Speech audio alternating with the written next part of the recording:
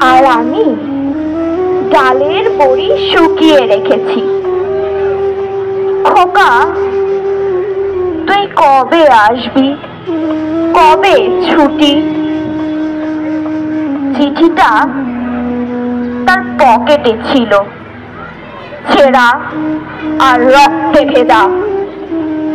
মাগো, ওরা বলে সবার কথা কেড়ে নেবে, তোমার কোলে শুয়ে গল্প শুনতে দেবে না। বলো মা, তাই কি হয়? তাই তো আমার দেরি হচ্ছে।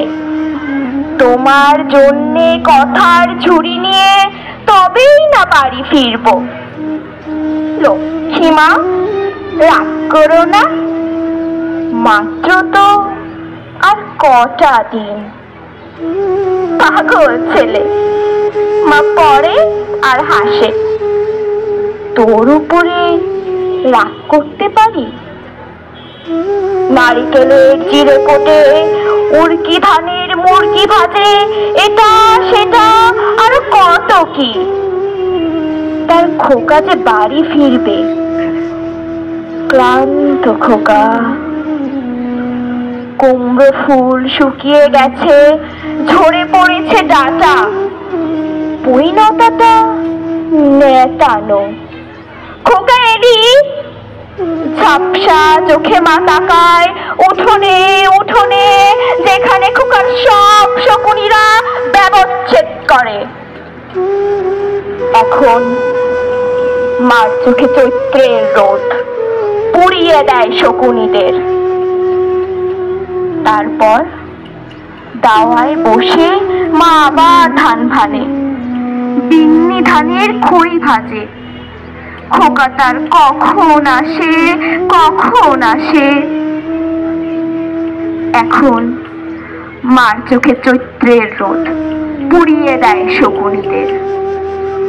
এখন ভোরের আলোয় শিশির রোদে ভিটে ভরেছে। ধন্যবাদ।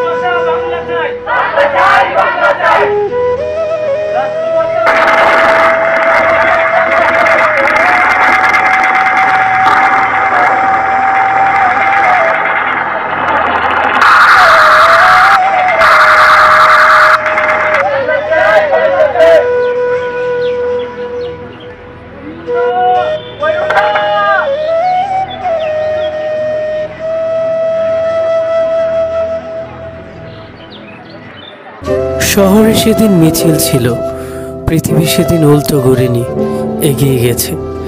সবাই শুনল খুন হয়ে গেছে, খুন হয়ে গেল। মায়ের দু চোখের দু ফোঁটা পানি গড়িয়ে পড়ছে রমনার পথে। 1952 সালের ভাষা শহীদদের পবিত্র রক্তস্রোতের সঙ্গে মিশে আছে বাঙালির জাতীয় মুক্তি সংগ্রামের গৌরব গাথা। 21শে ফেব্রুয়ারি এদেশে মানুষকে শিখিয়েছে আত্মত্যাগের মন্ত্র, বাঙালিকে করেছে মহীয়ান। 52-এর 21শে ফেব্রুয়ারিতে বাংলা ছাত্র সমাজ, রফিক, শফিউর, সালাম, বরকত, জব্বার সহ নাম না জানা আরও অনেকের আত্মদানের বিনিময়ে মাতৃভাষার অধিকার প্রতিষ্ঠা হয়েছিল সেদিন। তেমনই এক কনিষ্ঠ ভাষা শহীদ হচ্ছে ওহিউল্লাহ, যে মিছিলে গুলিবিদ্ধ হয়ে মারা যায়। মাতৃভাষার জন্য যারা তাদের জীবন উৎসর্গ করল, সে সকল শহীদদের প্রতি আমাদের এই বিনম্র শ্রদ্ধা।